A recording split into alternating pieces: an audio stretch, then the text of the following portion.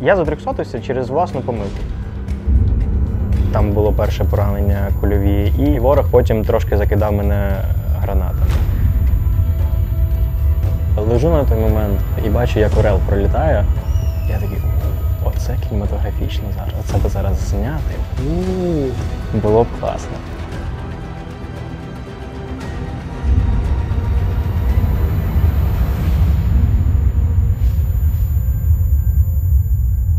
Почалась війна. Зрозуміло було, що треба щось робити, кудись іти, кудись рушати. Прийшов в воєнкомат, там сказали, мальчик Покеда, маленький ще. Пішов в ТРО, коротше, нічого. І побачив набір. Думаю, блін, набір, клас. І я думаю, там, я думаю, будуть мене оточувати круті люди, які хочуть розвиватися, вони знають, що вони хочуть, знають, що вони хочуть робити, і будуть це робити. Нові знайомства, нові друзі. Прийшов в КМБ і понеслась.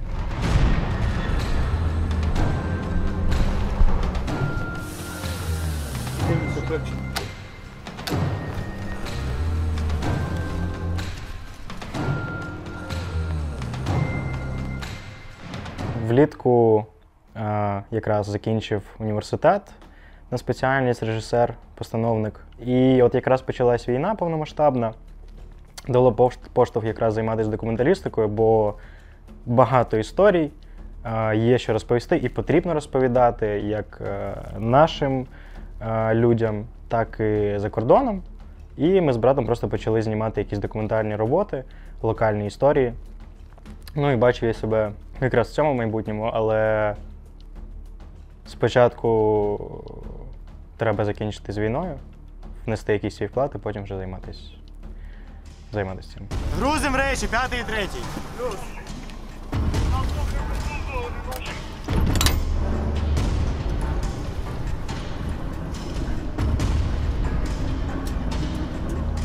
Мені одна людина, і причому я, на жаль, не пам'ятаю, хто це, сказав дуже класну фразу, яка в мене просто в голові засіла. Немає нічого складного в тому, щоб вбити людину. Але важко врятувати її життя і врятувати її здоров'я. Я на це подумаю, думаю, я хочу спочатку навчитись рятувати, наскільки це можливо життя, а потім вже вбивати. Прийшовши у військо, краще мати вже якісь навички. Це і простіше, умовно кажучи, сержантам, котрі тебе будуть навчати, і тобі простіше, коли у тебе є певна база знань вже до того, як ти прийшов у військо. І просто це якісь були різні курси по дронам, курси по медицині, просто фізо своє підтягувати і так далі, по радіозв'язку. Хапався за все, що тільки можливо, всіми правдами і неправдами. Залітав на різні військові курси. Тому якась просто мінімальна база в мене уявлення було. У тебе в країні вже іде війна з 2014 року, у тебе повномасштабне вторгнення, ти просто маєш бути в нормальній фізичній формі, щоб доєднатись до війська і бути в нормальній фізичній формі, все це витягнути. Щоб пройти БКПП, ти можеш бути не ідеальної фізичної форми, у тебе можуть бути якісь низькі показники, і у нас на БКПП були хлопці, у яких були фізично досить низькі дані. У нас був хлопчина, він, у нього була надлишкова вага дуже, велика, він прям такий колобочок був, але класний чувак.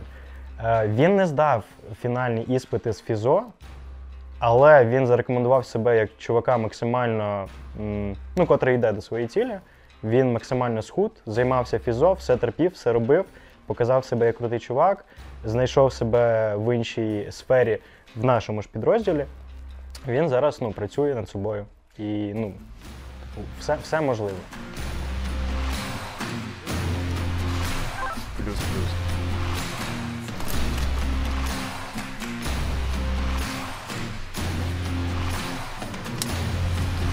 Ми були умовно кажучи, на точці для резерву, нас завезли туди. Ми один день чекали, поки нас заберуть, завезуть, закинуть на позиції. І це було досить атмосферно, тому що ти просто сидиш з побратимами, розповідаєте один одному, хтось трошки нервується, ви починаєте шуткувати, жартувати і так далі. Атмосферно. За день до виїзду саме на позиції ми дізнались, що загинув наш побратим Стіч. Трошки нас це з колії підвибило, звісно, але працювати потрібно. і поїхали на позиції. Ворог постійно нас активно обстрілював. В плані артилерії розпочинав якісь штурмові дії.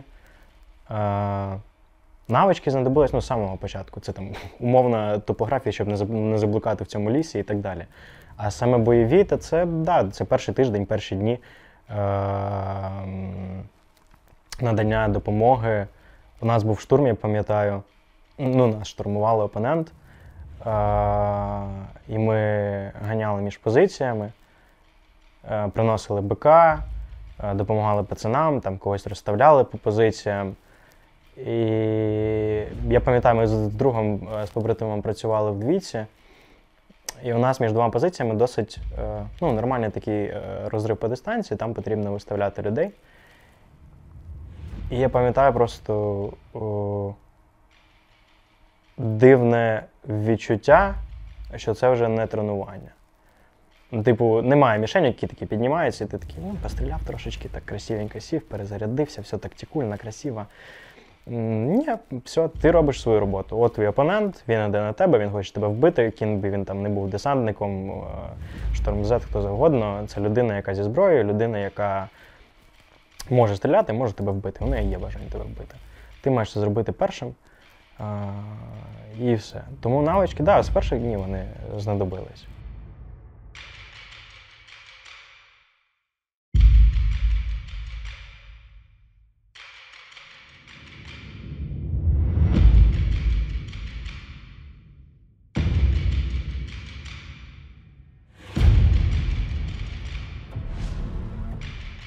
Ранок розпочався стабільно, артобстріл.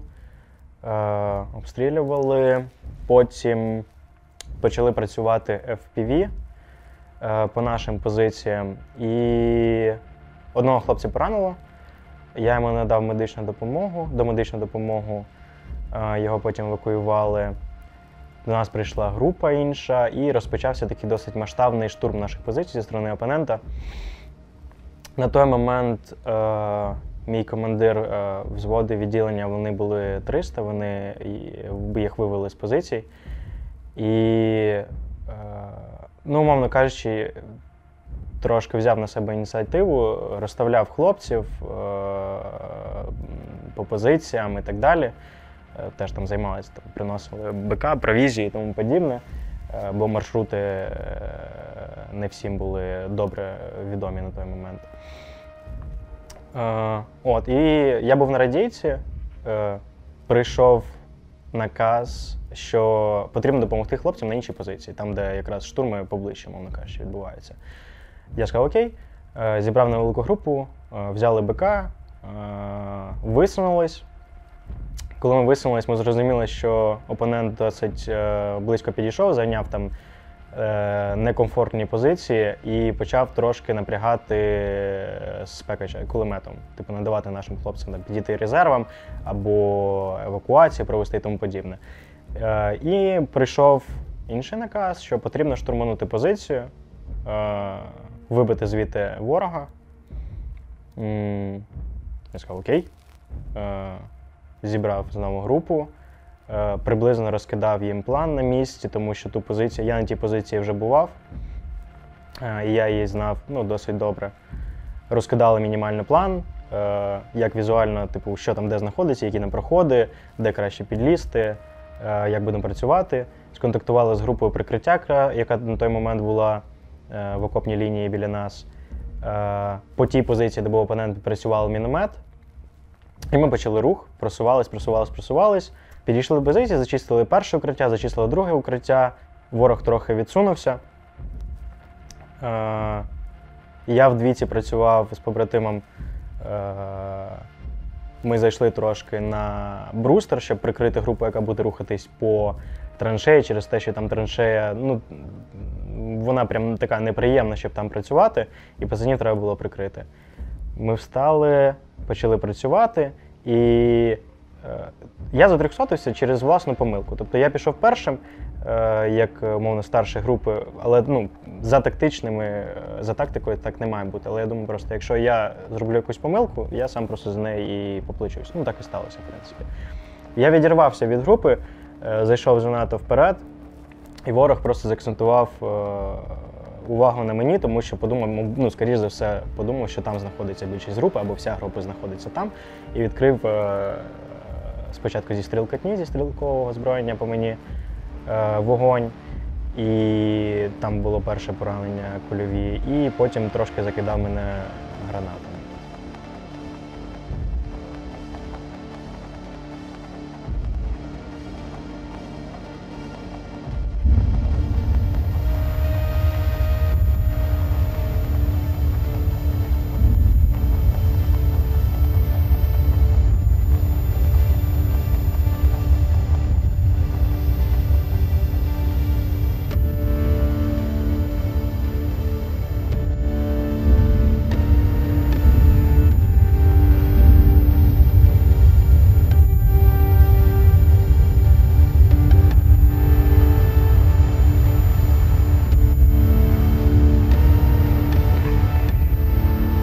Чую по радійці, кажуть, Вуді 200, Вуді 200, і зв'язок пропадає.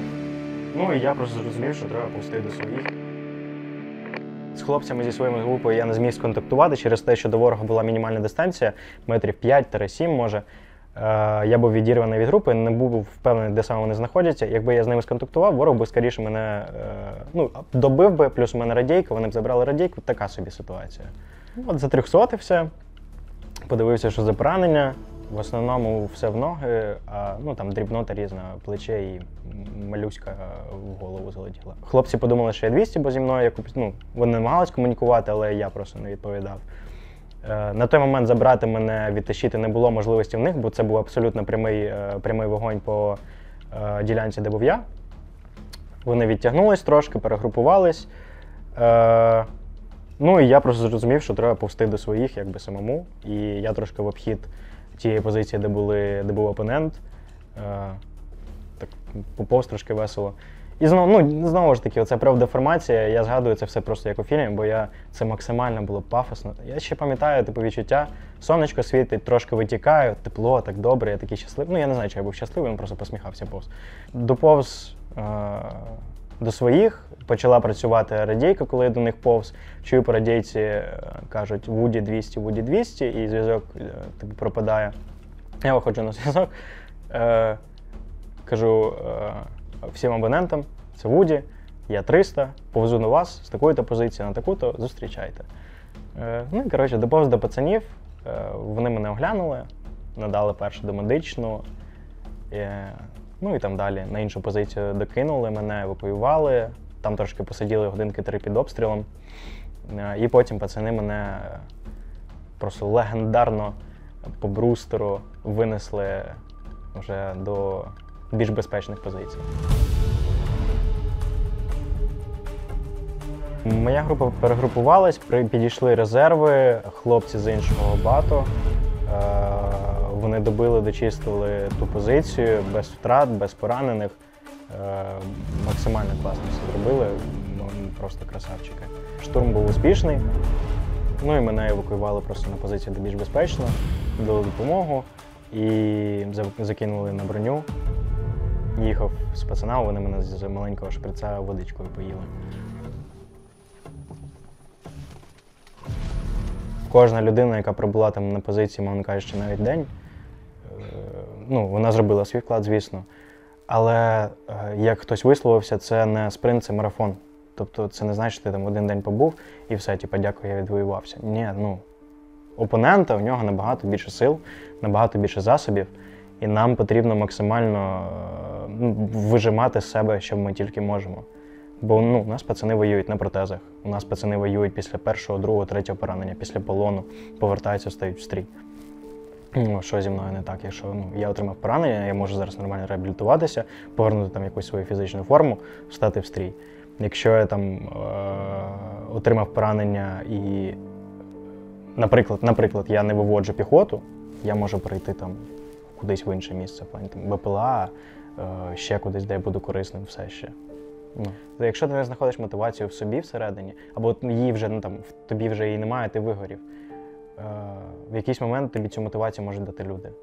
Твої побратими, твої друзі, люди, на яких ти рівняєшся, ті, хто продовжують боротьбу. От і все.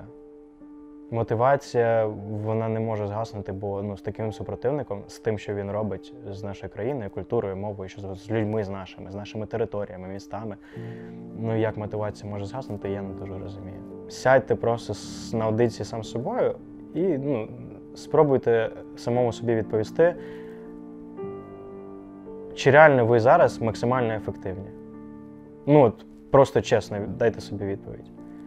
Якщо це відповідь «да», і ви прям максимально ефективний тиловик, ви людина, яка, можливо, по фізичним даним, по всьому можете максимально підійти для піхотинця або для іншої роботи в підрозділі, але ви наразі прям нереально ефективні як людина в тилу, окей, клас.